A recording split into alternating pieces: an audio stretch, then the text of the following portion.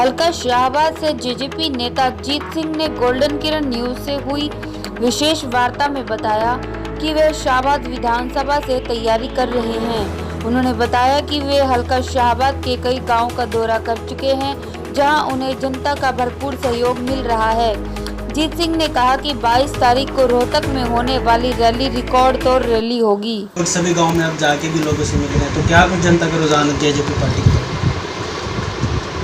जननायक जनता party के द्वारा स्वर्गीय ताऊ देवलाल जी की जो 106वीं जयंती मनाई जा रही है, वो अब की बार रोहतक में मनाई जा रही है सम्मान दिवस के दिन। रोहतक को इसीलिए चुना क्योंकि पिछले सप्ताह जो माननीय प्रधानमंत्री जी की रैली हुई थी, उसकी का रिकॉर्ड उससे ज़्यादा संख्या में लोग पहुँचे, उसका रिकॉर्ड तोड़ने के लिए वहाँ रखी गई है। क्योंकि लोगों में स्वर्गीय ताऊ देवलाल जी के सम्मान दिवस में लेकर बहुत उत्साह है। जैसा कि मैं शाहबाद के लगभग 108 गांव का दौरा कंप्लीट कर चुका हूं, और उसमें इतना जोश लोगों में, युवाओं में है, बुजुर्गों में है, क्योंकि जो पेंशन की शुरुआत हुई थी जो देवलाल जी ने की थी, चाहे अब वो बल्कि कितने भी होगी हो, लेकिन पौधा पेंशन के रूप में माननीय स्वर्गीय चौधरी देवलाल जी ने लगाया। तो शाहबाद के लगभग आपने बताया मैं लगभग सभी गांव का दौरा कर चुका हूं, तो क्या कुछ जेजेपी पार्टी की तरफ मौजूदा सरकार से जनता पीछा छुटा रही है कि जेजेपी की तरफ ज़्यादा अग्रसर हो रही है? तो क्या कुछ रुझान है, क्या कहिए? युवाओं में जिस तरह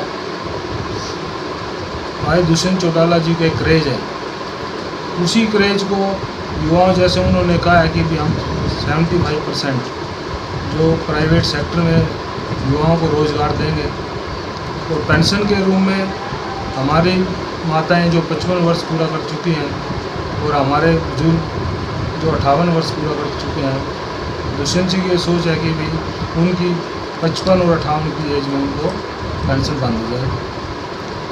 और उसके अलावा जो रोज़गार का मुद्दा है, क्योंकि हमारी ज़मीन हमारी फैक्ट्री है, जो हमारी बिजली की खपत होती है हरियाणा प्रदेश में, लेकिन उसमें रोज़गार प्रदेशों से जो आगे लगते हैं, वो जिससे हमारे प्रदेश में लोग युवा शक्ति बेरोजगार होंगे, उनको 75% रोज़गार देके कहीं ना कहीं रोज़गार के रूप में युवाओं को एडजस्ट किया जाएगा।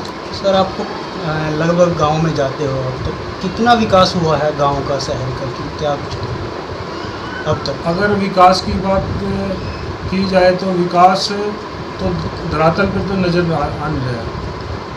टीवी चैनल पे पत्रकारिता के माध्यम से या कुछ चैनलों पे तो बहुत कुछ विकास आता है, जब धरातल पे हम जाते हैं।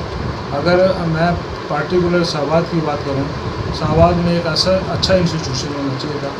बेरोज़गारी को देखते हुए वहाँ अच्छे इंस्टीट्यूशन होने चाहिए थे। रोज़गार के माध्यम से जो हमने युवाओं को सोच एक बढ़ाई थी कि रोज़गार मिलेंगे, वहाँ मैंने देखा किसी स्कूल में कोई साइंस की स्ट्रीम नहीं है, कॉमर्स की स्ट्रीम नहीं है। सिर्फ जितने भी कॉलेज बनाए गए 1-2 स्ट्रीम है उसमें आर्ट्स की, उसमें मेडिकल की तरफ आकर्षण होना चाहिए था, कॉमर्स की तरफ आकर्षण होना चाहिए था, या टेक्निकल की तरफ आकर्षण होना चाहिए, ताकि बच्चे वहाँ इंस्टीट्यूशन में उनमें लेंगे तो टेक्निकल उसकी तरफ बढ़े।